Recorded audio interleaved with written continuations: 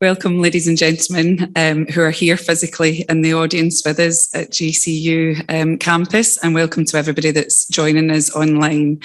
Everybody here in the room was waiting patiently for me to come to the front of the room there, and I was just waiting for all our online guests. I'm delighted to say we've got about 177 people joining us online. So it seems that lots of people have decided to join us online tonight rather than here on campus. Just to give you a bit of information about what will happen at tonight's event, obviously we are joined by our guest speaker tonight, which we're delighted to have. There will be a presentation and then a Q&A at the end of that presentation. So our live audience can ask a question just by raising your hand. Myself will come to you with a microphone, and I know that we don't maybe need it for the room tonight, but just so that our online audience can hear your question, please wait for the microphone to come to you if you are asking a question. And to our online audience, we want you to play your part tonight as well. So you have a Q&A button at the bottom of your screen where you can submit questions throughout the event, and my colleague will put those questions to Professor Steedman at during the Q&A. There are some pre-submitted questions which we will obviously try and answer as well. So if you have pre-submitted a question, then we'll do our best to address those questions as well. But I think that's all the information for now. There is a chat facility on our online, so if you want to share comments and thoughts on today's event, then you're welcome to do that throughout the event or at the end. So without further ado, I will hand over to Professor Pamela Gillies, who will open today's event. Thanks. Thank you, Julie, and it's great to be opening this hybrid event on campus at last on a sunny evening in Glasgow. I'm Pamela Gillies, I'm the Principal and Vice-Chancellor of Glasgow Caledonian University. So welcome everyone to this masterclass. And I've got the real pleasure tonight to introduce our sparkling speaker for the evening, Scotland's Deputy Chief Medical Officer, Professor Nicola Steedman. Now, this evening, Nicola is going to talk very honestly about her career journey, share her experience of having a very senior role during really the dark days of the pandemic, and give her thoughts on how we've learned lessons that will shape healthcare delivery in the future in our nation. But first, a wee bit more about Nicola. Originally from Belfast, so a fellow Celt who calls Scotland her spiritual home, Nicola was first in her family to go to university. She completed an undergraduate medical degree at Cambridge University, gaining a first-class honours degree, followed by clinical medical training at Oxford University. She initially trained in general medicine and followed this with specialist training in genitourinary and HIV medicine in both Cambridge and Edinburgh. Then Nicola worked as a consultant in sexual health and HIV in Chester, and became an honorary clinical lecturer at the University of Liverpool before returning to Scotland as Senior Medical Officer for the Scottish Government in 2012. Since then, she has been our National Clinical Lead in the Information Services Division of NHS Scotland, covering national sexual and reproductive health data. She's worked in NHS procurement before becoming our Deputy Chief Medical Officer in 2021.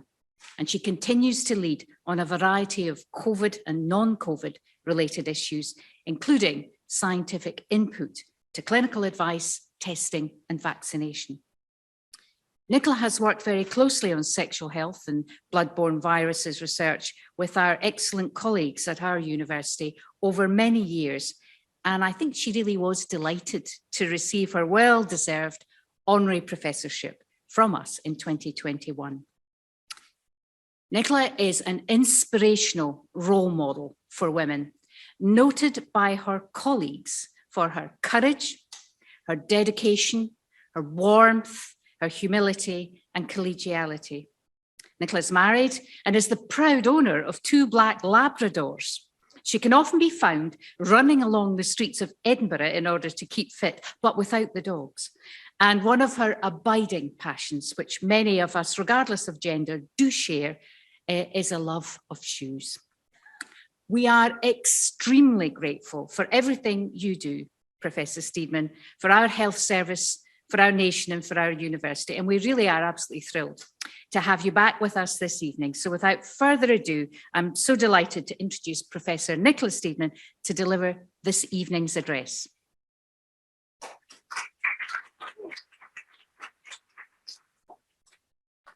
Wow, that was quite the introduction, wasn't it? That was like, this is your life. I have no idea where you got some of that information from, I have to say. So you've clearly got some very good sources. I'm impressed, but it's all true. Well, certainly the bits about the shoes and the Labradors at the very least. The first thing I really wanted to do this evening is to thank the university. I really am absolutely delighted to be here.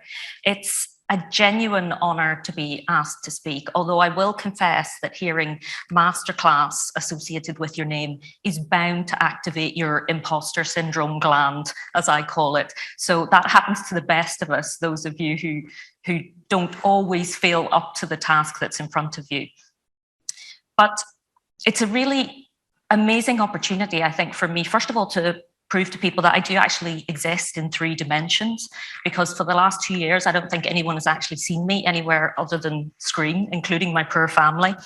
But it's also allowed me to escape from what I call my home working bunker, or the cupboard, where it feels like I've been trapped for a very long time. And I think a lot of us have felt very trapped over the last couple of years. Now, the university asked me to speak to you about my career journey, about what it's been like to be a senior leader in the pandemic, and some reflections on perhaps lessons that I've learned along the way and that we've learned along the way, and also some thoughts about where I think things are going in the future. So not a big ask at all to try and do that. And I can't promise that I'll have all the answers. But what I do hope that you will hear from me is an honest and a personal account, even though it's actually much harder to do that than it is to stand behind the science and the facts. And when I was writing this talk, and I was saying to some of your colleagues earlier this evening, I wish I had a speechwriter, but I don't. But when I was writing it, it was one of the hardest ones that I've had to write, because it involves some personal sharing, which I think is something that we've missed over the last few years of virtual interactions, and which I hope that you'll appreciate. And I'll come back to some of the characteristics like honesty and appreciation of humanity as we go through my talk. So I'll start, as asked, with my career journey. And I think the first thing to say is that you've heard some of this already. On paper, my career, I think, probably looks like it's been well planned. It's been a fast track dream. How lucky have I been? I've done degrees at Cambridge and Oxford, and 4 years research, then back in Cambridge again. I've worked all over England, and I've been a consultant in England and then back in Scotland, and I've worked in Scottish government, and then I was off being a medical director, and then I came back. It all sounds as if it's been perfectly planned, but for the benefit of certainly the students who might be listening to this, this is the truth about many careers. It's certainly the truth about my career. Many of us expect our careers to run in this fantastically linear direction with no setbacks. And in fact, the reality is really usually very different for most of us. And what's more, the reality is like this for a lot of people, with the extra addition of a couple of grizzly bears and a snake pit thrown in. So if you happen to be in one of those snake pits at the moment, don't lose heart. We've all probably been there at some time, and don't be fooled by the linear journey that people present on their CVs. So in the spirit of sharing and in honesty, what about my reality? So I was born in the first year of the Troubles in Belfast in Northern Ireland. So those of you will be Googling, looking up when that was and working out, yes, I really am quite old. But I did grow up in exactly this situation, with soldiers crouching outside our house every morning, where we used to have to walk past them to get to school. And there were regular occasions, and I mean regular, where the buses that we were trying to get home from school, where we were all ejected from, and the bus was hijacked and burned in front of us. And we basically just had to walk the 4 miles home with our big school bags. So it was certainly a different upbringing probably to one that many people are used to. And it's part of what's made me who I am. And I'm very proud of my background and my upbringing, but not everyone's upbringing is straightforward or easy, even if it looks from their position as if it might have been. And I didn't know anyone, I can tell you, who went to Oxbridge. There was no one from my school who'd gone to Oxbridge, never mind friends or family. My mum and dad didn't go to university, although they've both done amazingly. And I remember being advised to apply to Cambridge, but I didn't expect to get an offer. And then I got an offer and I thought, well, I won't get the grades that they're asking for. And then I got the grades, and then suddenly I had to actually make a decision about going. And I really just hadn't seen myself in that position at all. But what an opportunity. And I'll come back to opportunities. But even in the hallowed halls of Cambridge University, which is a fabulous place and a wonderful environment, and university life, I mean, I envy the students that are having their university life now. It's probably the place where you develop the most in your entire life. But I really struggled in my first year at university. I hold my hand up to that. The work volume, being away from home because I moved country. And so for any of you who are listening to this and finding it hard just now, take heart, you're not alone.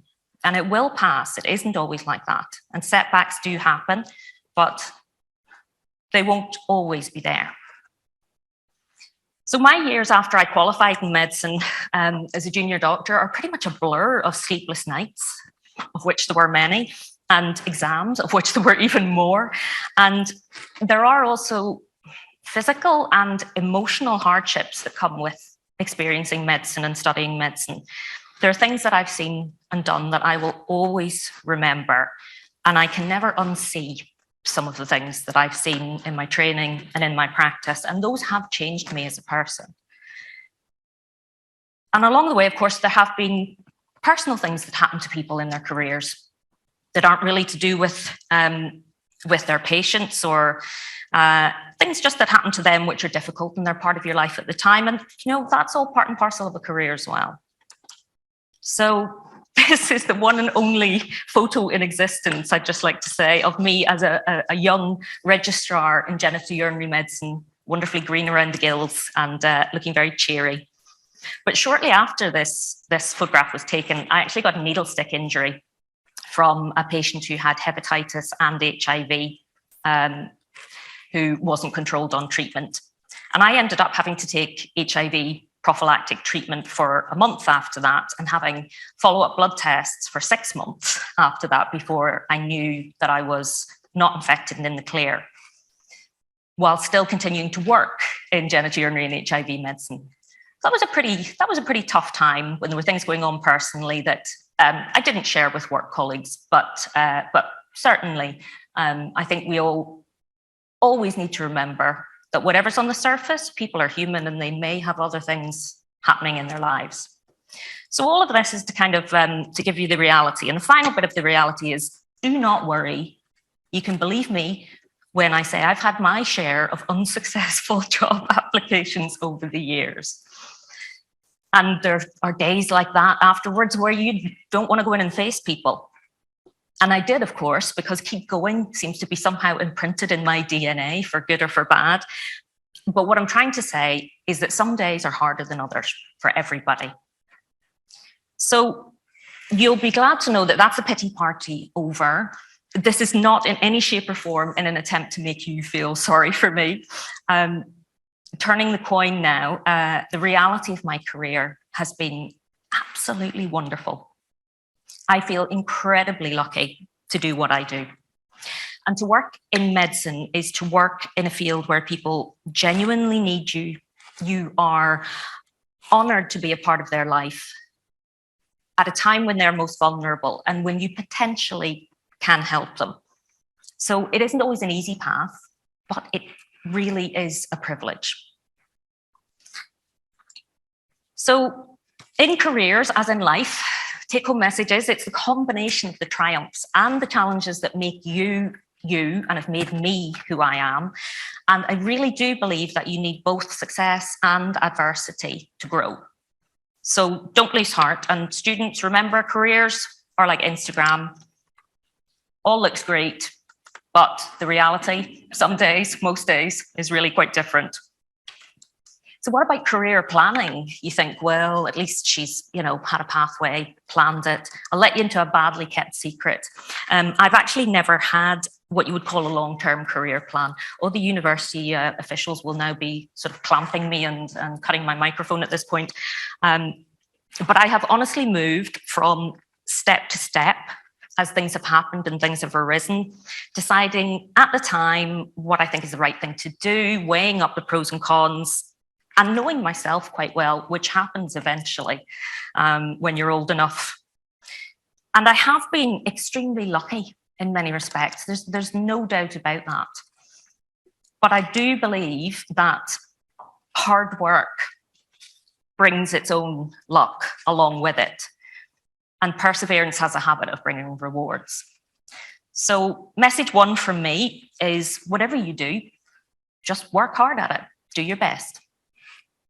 My second message is about opportunities and about being brave enough to take them. So I have definitely taken opportunities throughout my career and throughout my life. And I have to say, I haven't regretted any of the opportunities that I've taken so far. And this is one of my favorite quotes, which is that opportunities don't make appointments. And I've definitely taken paths off what might be a straightforward career route for most medical consultants, as you can see. And at the time, my peers have questioned that. They've said, what are you doing? Have you thought about if this goes wrong, how are you going to get back? What if you don't like it? But opportunities don't come along when you ask for them necessarily, and they don't come along necessarily when you want them to. They usually come along when you're busy planning something else. And my message is that you can miss things unless you're not too set in your ways to keep your mind open. So I am all about embracing the unexpected, at least, and considering things.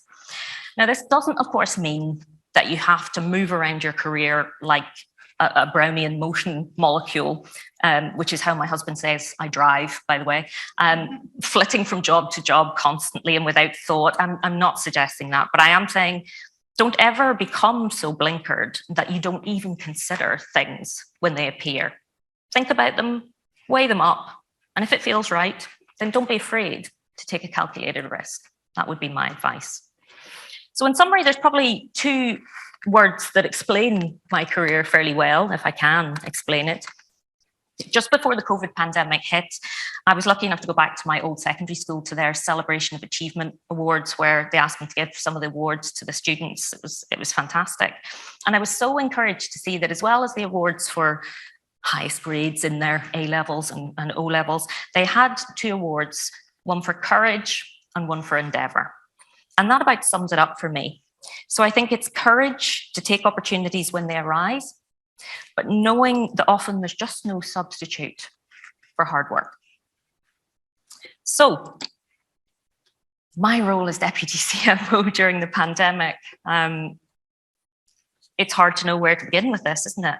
In fact, this was one of those curveball opportunities.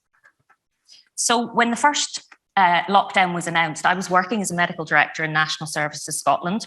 I left work that evening, as usual, with my laptop, thankfully, and nothing else. I was planning to come back in the next day when the lockdown was announced.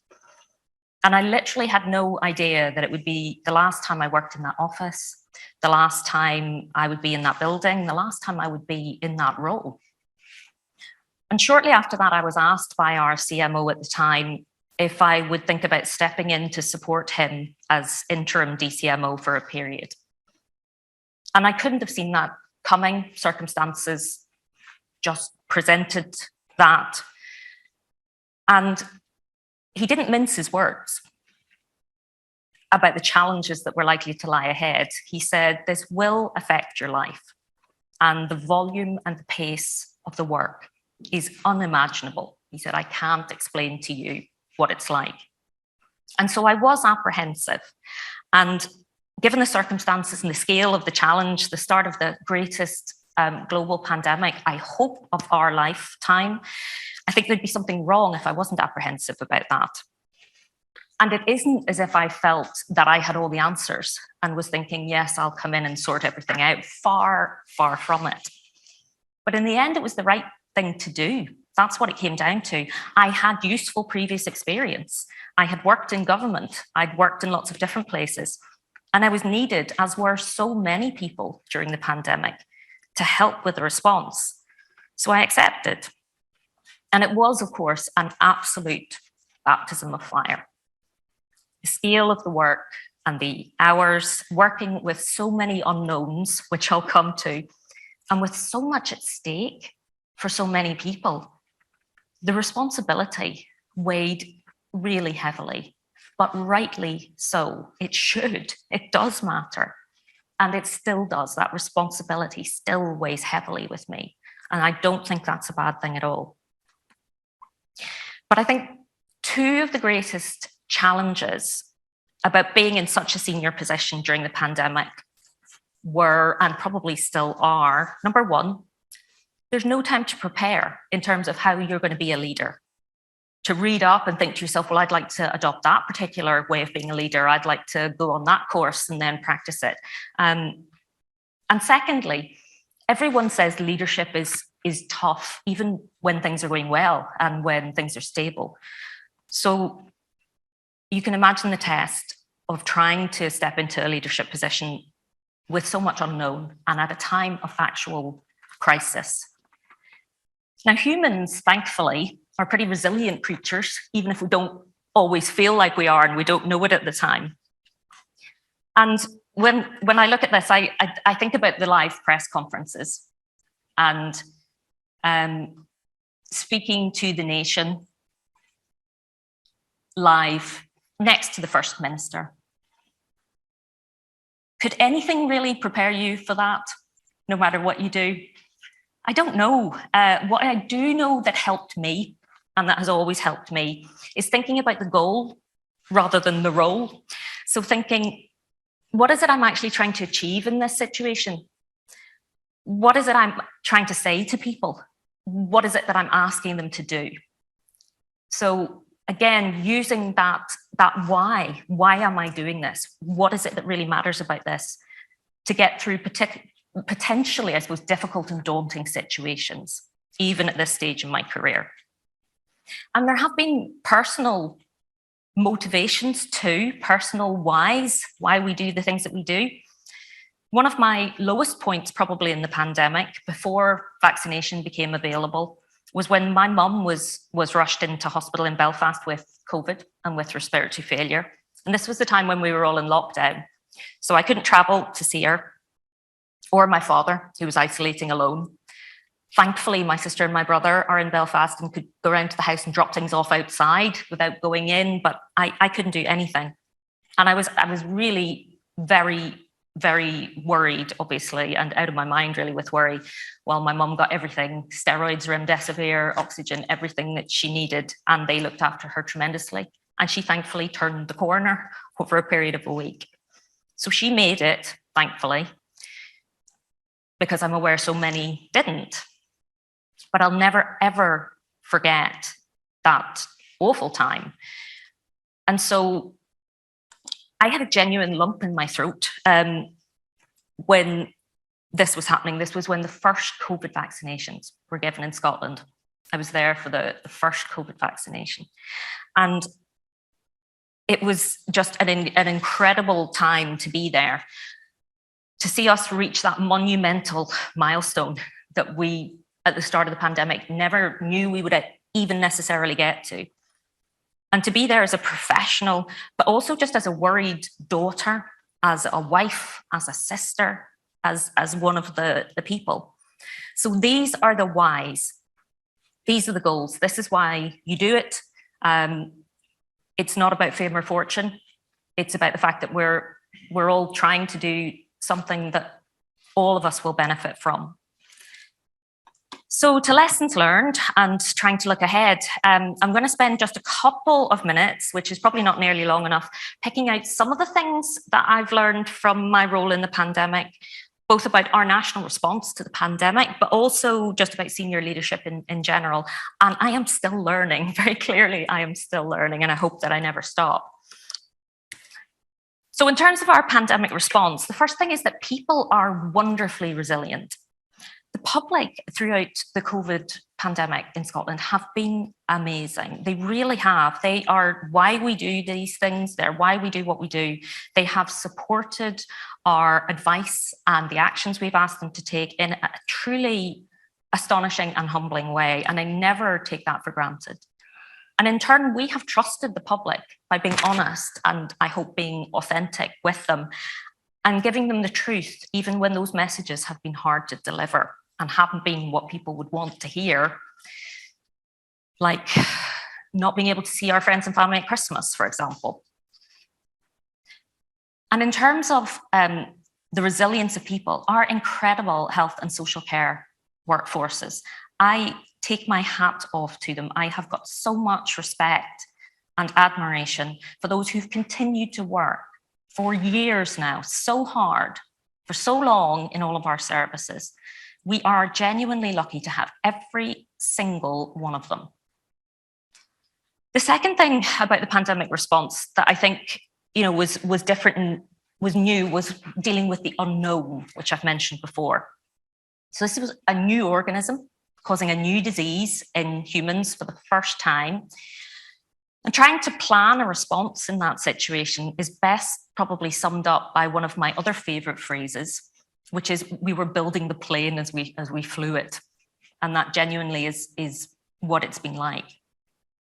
But what we have learned through this uncertainty in the pandemic is the contribution of science, the contribution of research, the contribution of academia. I'm standing in this building, an academic institution, and the work of people, the power of science and learning. I can't overemphasize what a difference this has made in the pandemic. With the unknown as well has to come humility. The need to accept what we don't yet know, as well as our quest to try to answer those questions. But it's that honesty that's been needed, both when we as advisors communicate with those that we are advising in the government, and also the public, of course, that we serve. We have to be able to be honest with them. And COVID, I think, fundamentally altered the way that we interact with the public, but in a good way. And things will never be the same again, in a good way. So what about the future of health and social care, just before I come on to leadership? There will be some kind of new normal. There's absolutely no doubt about that. We can't go back to how things were. And many of the developments that have arisen during the pandemic have substantial benefits, and they should stay in some form. So the things that spring immediately to mind are our new vaccination technology, the speed at which we were able to develop and manufacture vaccines, the fact that our regulators became enablers, helping us on that vaccination journey, our new antivirals that we have for treating infections like SARS-CoV-2, and many of them are still being trialled now. And we've probably all been on the end of digital advances in care, where we've logged in to change our appointments, or we've done a virtual consultation with our GP. And thinking even more broadly than that, the closer links that we've had with international public health and our global community, our neighbours, we've never been more aware of the rest of the world and how they're doing than during the pandemic. No one's safe till we're all safe is the motto. But we do also face a myriad of challenges as a result of our pandemic legacy. We've got long COVID, widening of population inequalities. We've got a huge backlog of NHS service demands. We've got a workforce that needs time to recover. And we've got a need to build our services differently and more sustainably as we move forward. So our work is very, very, very far from done. But what gives me hope essentially is people. That's what it comes back to. The knowledge and the attitude of the colleagues that I've had during this time, and their dedication and their sacrifice, I will never forget. And our support of each other as well. Even at my lowest ebb, I have never felt alone during this pandemic. And when we come out of the other side, whatever that looks like, we will not be the same. But I like to think we'll be stronger, and I like to think we'll be wiser. So in terms of personal lessons I've learned about leadership during the pandemic, firstly, it comes back to courage and endeavour. Help where you're needed, step up when you're asked, just do your best. The second point is to leave your ego at the door, as the saying goes. To be a leader, you need to think more about how other people operate and to operate in a way that allows them to achieve their best. And that may not be the way that you naturally operate. So actually it's about facilitating other people, not about getting them to conform to how you do things. I would encourage everybody to be honest and to be authentic in whatever role you play in life. You are enough in and of yourself, and people will respect you for being yourself and for being human. Camaraderie and support, as you've probably heard from some of the things I've said so far, will help to sustain you when things are tough. A hero complex will not. Strength is not about taking everything on. It's about being honest about your own needs as well, and knowing when you need to step back and refill, recharge your batteries. You can only be resilient if you put in as well as giving out. Having said that, I would encourage everyone to always invest in your team and your colleagues, always. Never is compassionate leadership needed more than when things are at their most stressful. And unfortunately, that's the time when it seems that there's no time to do it. But there is always time to be kind. And when you mess up and you're not kind, as we all do, then apologize. So finally, which is my last line on this slide, when things become bad, and for all of us at some point they probably will, remember to take it a day at a time. And if you can't even think that far ahead, take it an hour at a time. And if you can't think that far ahead, take it a breath at a time. Things will pass. Don't look too far ahead if you're really not in that space, one foot in front of the other. And I say that from experience. So you'll be very glad to know I'm nearly there, and I'm going to finish now by attempting to summarize this talk in general with my 10-point plan. And this is just taken from my career experience to date, pandemic and all. Now, this comes with a disclaimer. These are my own personal thoughts. They're gleaned from what is now a shockingly long time on this planet, as I keep reminding myself, and a mind that just thinks far, far, far too much. So it's not so much a do what I do or do what I say, carve your own way. But these are the things that have helped me. Number one, do what you love. This is a quote from the NFL's first female coach, Jen Welter. If you want to be successful, follow your passion, not the paycheck. And that certainly has held true for me. Point two, if you're too comfortable, it's probably time to move on. You need to keep challenging yourself, to keep growing, to keep learning. So don't stop. Don't get stagnant. Don't get set in your ways. Don't put your feet up and cruise. Start looking for the next opportunity, however uncomfortable it is. Discomfort is good sometimes. Third message is be kind to yourself. Humility is good, but self-flagellation is not. And our own internal voices are so damaging. A very wise psychologist that I know once told me to treat yourself in the same way as you would treat your best friend. So that internal voice that's telling you that you've done something wrong or how awful you are, if that was your friend saying that to you about themselves, what would you say to them? And then use that on yourself. The other side of that, of course, is be kind to others. There's always time to look after other people, and they will return it in kind when you need it.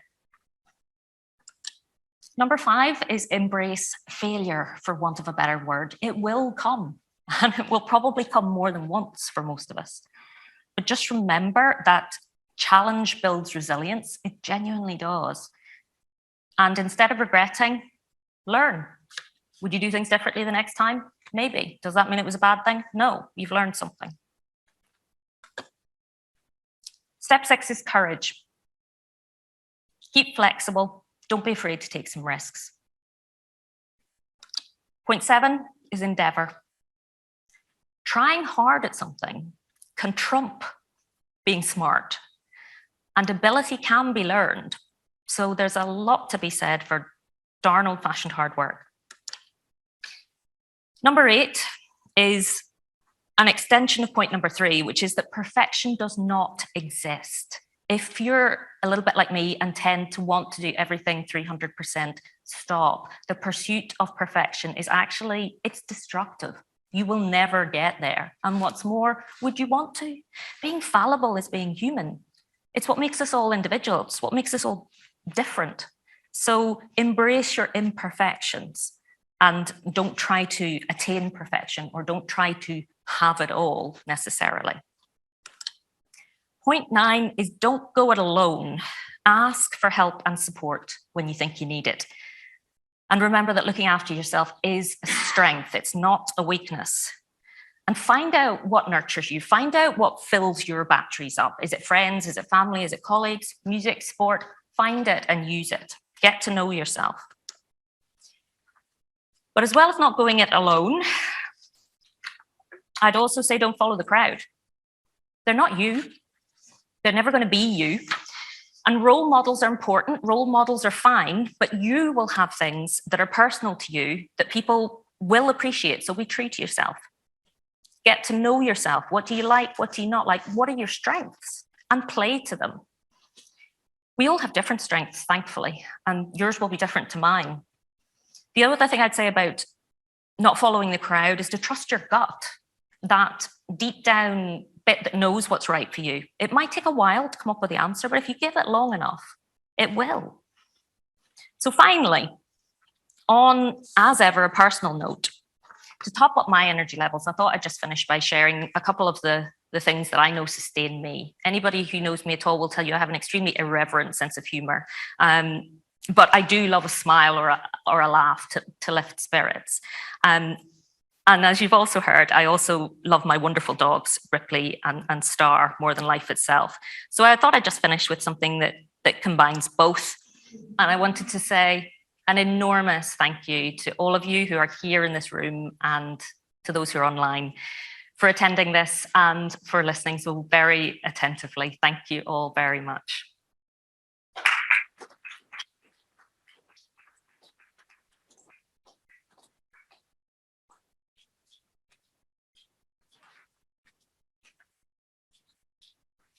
Thank you very much, Nicola. That time went so quickly. I honestly couldn't quite honestly say I was sat there, whoop, and we're finished already. I wish I could say the same. Honestly, thank you so much for sharing. At times, extremely personal, your ups and downs, your journey, your thoughts for the future. Really, truly, truly appreciated. So thank you so much for that. And I'm sure the audience at home and everybody in the room today will have come away with a wee gem there, something that they've gone, do you know what? I'm going to do that now. So that's fabulous. Honestly, thank you so much. Now, we have a wonderful audience at home, and we've got an audience here at GCU. And I'll just go through a few of the logistics to make sure we're all on the same page. Hybrid. So what we're going to do first is that we have got some submitted questions. But also, if you're online at home, please feel free to submit your questions.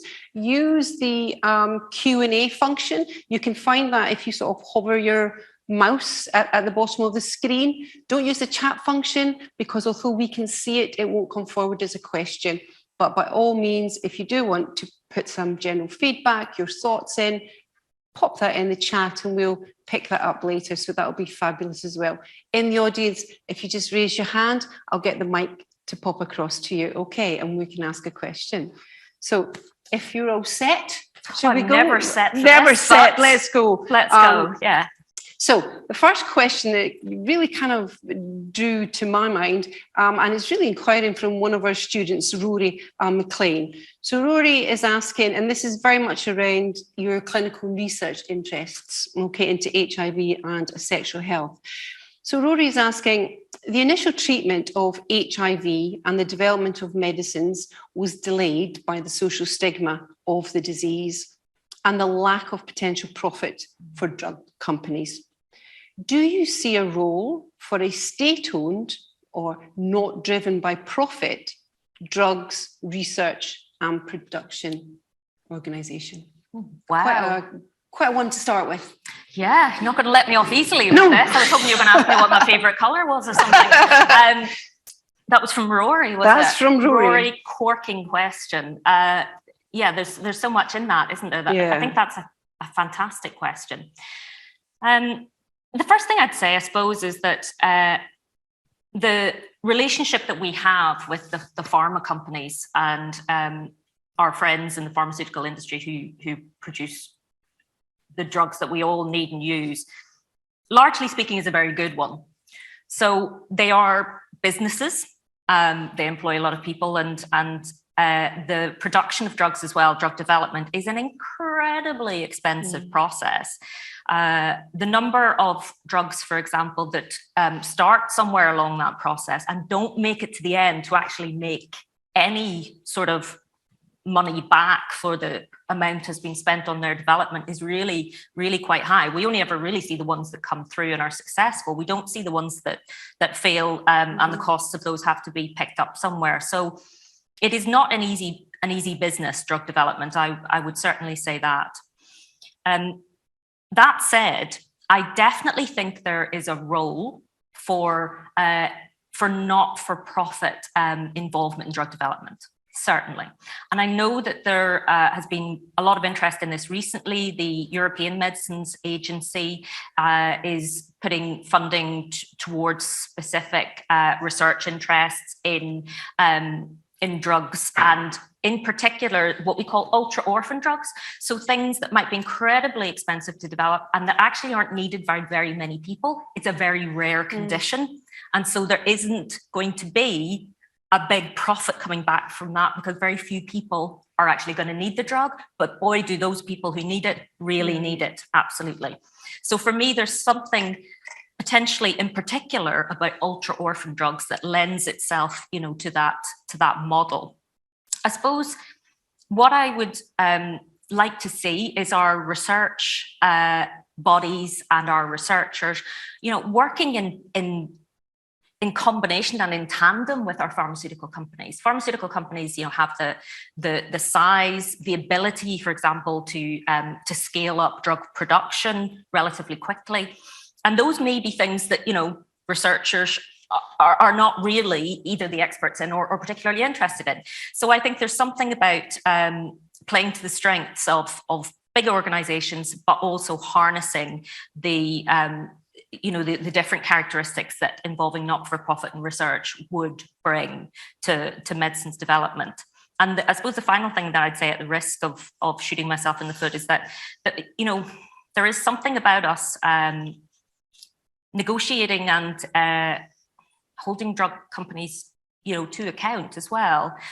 We never want to stop businesses flourishing that employ lots of people, but things have to be proportionate when you're producing drugs that people and countries can't afford to treat their population with, and profit margins appear to be excessive, then I think we have to step up and say something about that. So I'd like to think there's a happy medium where businesses can still achieve what they need to achieve and flourish and pay people appropriately and spend what needs to be spent on drug development without things then creating extortionate profits or being unaffordable for those who need them at the end.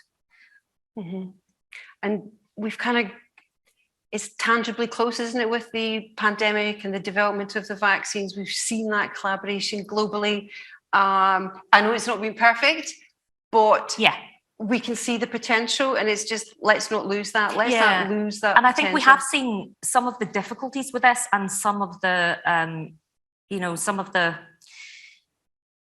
bits that we wouldn't otherwise see and wouldn't otherwise be aware of through the pandemic, because we have thought about other countries, and most of us haven't just thought, well, we're fine, we can afford it. All of us have felt that we're not safe till everybody's safe, and that it isn't right, and there has to be some sort of equitable access when people are sick and they need it. So I think the public and people in in learning positions and in institutions, our fantastic students, are all far more aware of those tensions and the importance of that than people who've been educated 20, 30 years ago might have been, and that is a really, really good thing. There's got to be a way that we can make things more equitable. It's not to say that we need to throw everything out of the window, but we've got to continue to try to do the right thing. And I think that that's part and parcel of it, as well as the fact that research and not-for-profit I suppose interest and work in medicines is a fantastic learning endeavor for the people who would be involved in it. So there's so many different benefits. I think it's a fantastic and thought-provoking and debate-provoking question. Yeah, it's a great question. So thank you, Rory. There, staying on the topic of your primary clinical and research interests. So since beginning your work in sexual health, this is another question from Christine Miller. What would you say would have been your biggest challenge, and what has been the biggest advancements you've seen in your career? So I'll go for the topic there of sexual health and HIV, if you like. I think probably the two biggest challenges, number one was mentioned in Rory's question, which was stigma. One of the biggest challenges we've always had with sexual health is how it's viewed by some individuals and by some elements of the population as something that we should somehow be ashamed of, that people aren't allowed to have sexually transmitted infections, and that they are a hallmark of people behaving in a way that they shouldn't do. That that stigma has stopped people who could be tested and treated for sexually transmitted infections, could have them prevented, coming to get help. It's still doing it. It's, it used to be the VD clinics back in the day were stuck in the porta cabin under, cover of darkness. And even nowadays, people still tell us they don't want to come to somewhere that's labeled as a sexual health centre because, they feel as if they're being judged. They feel that internalized stigma as well. They feel that they're ashamed somehow. So that's one of our biggest challenges, I think. And that is a talk in itself, believe me, tackling stigma. The other one that I think is a really big challenge that's coming to the fore now, and it's more of a scientific one, is multi-drug resistant gonorrhea. We've always known that gonorrhea is becoming more resistant to certain different antibiotics. But recently we've had some cases where it's been certainly decreased susceptibility to almost all of the antibiotics that we have to treat it. And that's seriously concerning, because when we run out of antibiotics, without any others coming on the horizon, treating that is going to be incredibly difficult. And gonorrhea is not just, a sort of a benign disease. It's a systemic disease that can have really devastating effects on people. So scientifically, I'm worried about that, antimicrobial resistance. And in terms of the wider challenges, I think stigma. The biggest advancements to look on the plus side, I'll choose two. One is HIV. HIV first was discovered really back when I was a student, actually, when I was an undergraduate. So I've seen my whole career through. It's been incredible. And the developments that we've gone through with HIV treatment are just staggering. So we're now at the stage where we can treat people, control the virus, and we now have what's called U equals U, which means that if you're undetectable, you're on treatment, you're undetectable, you can't pick up the virus in the blood, you cannot transmit it sexually. And that is something, when HIV was first discovered, that we would never have imagined was going to happen. That was our, that was our goal. That was our nirvana. So remember, U equals U. If people are on HIV, on treatment, undetectable, they cannot transmit it, and they have a normal lifespan. So how good is that? Mm-hmm. The other amazing development that we've had in HIV is HIV pre-exposure prophylaxis, PrEP, which now means that if you are potentially at risk of getting HIV infection, then you can take some of the anti-HIV drugs that we also use to treat people on either a regular basis or an intermittent basis to stop you getting the infection in the first place. Right. And the large trials have shown that that's about 86% effective in the people at highest risk. So it's enormously effective. And Scotland was one of the first countries in the world to roll out a free PrEP program on the NHS. And that combination of prevention and fantastic treatments for HIV now means that HIV elimination is within our grasp. Just about there. Absolutely, yeah. And it's one of our goals. The other really important development, which I really do want to mention, is HPV vaccination. So the human papillomavirus vaccination. So HPV causes the vast majority of cervical cancers.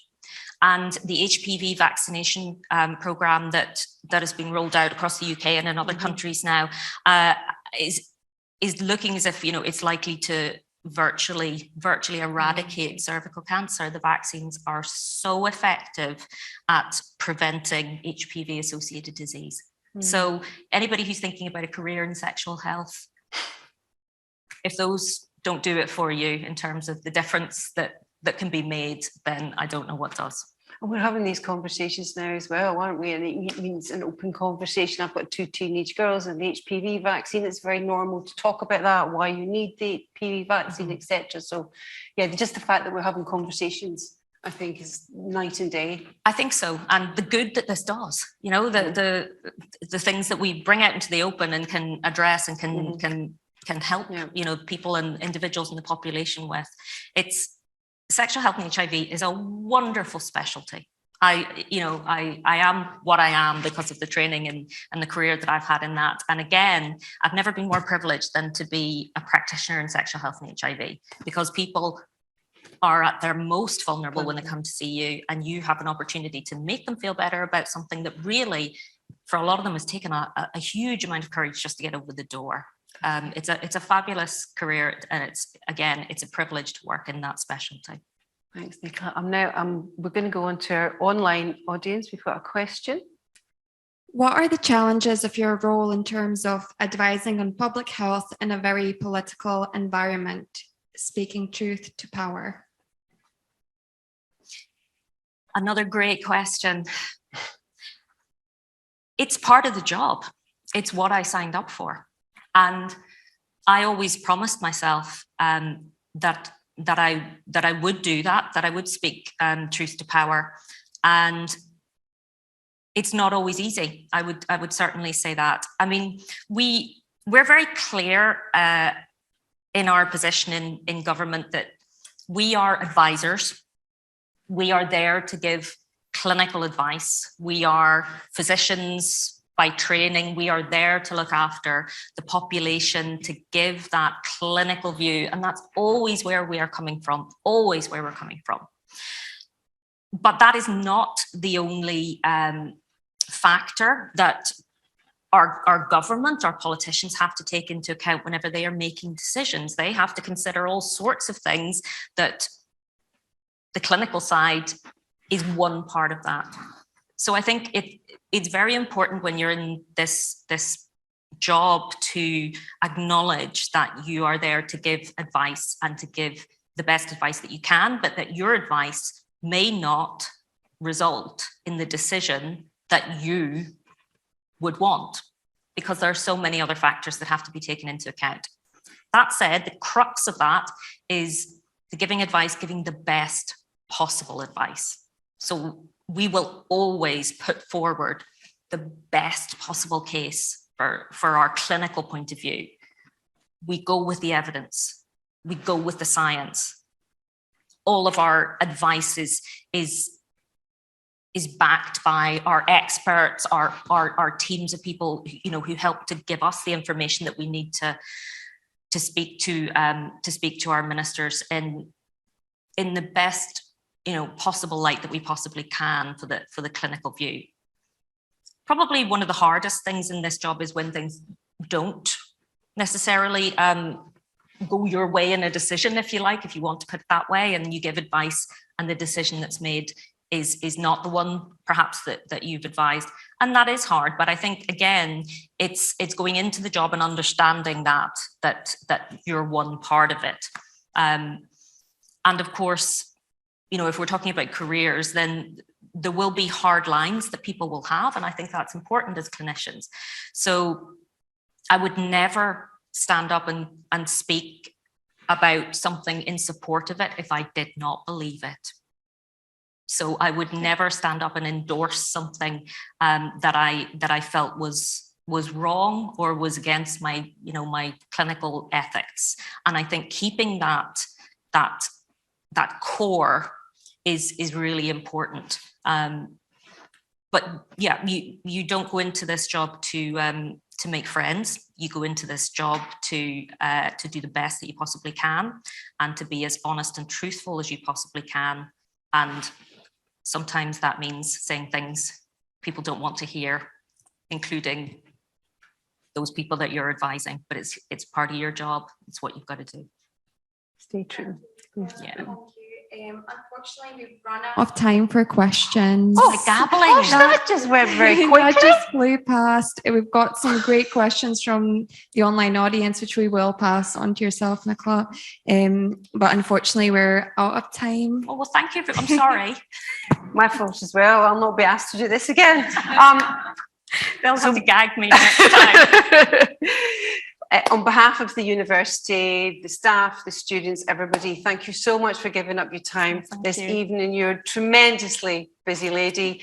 It truly, truly was a privilege. Honestly, the time has literally flown. And I know we'll carry on these conversations, so I'm looking forward to that. I took a few notes, as you do as an academic while somebody's talking.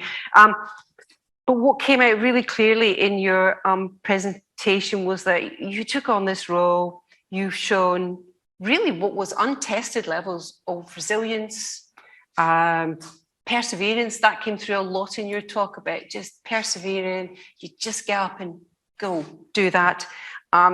It's very clear you like a challenge and you like to challenge yourself, others. But I think really importantly, and it comes through with your clinical research as well, challenge perceptions and you know, just push that boundary. And I think for us as an institution, that's everything that we hold very, very true to ourselves. So, you know, the synergy is fantastic. So thank you again, Nicola. True leadership is inspirational. And I think we'll all agree, Nicola has that in spades tonight. So thank you again. Thank you very much. Thank you, and thank you all.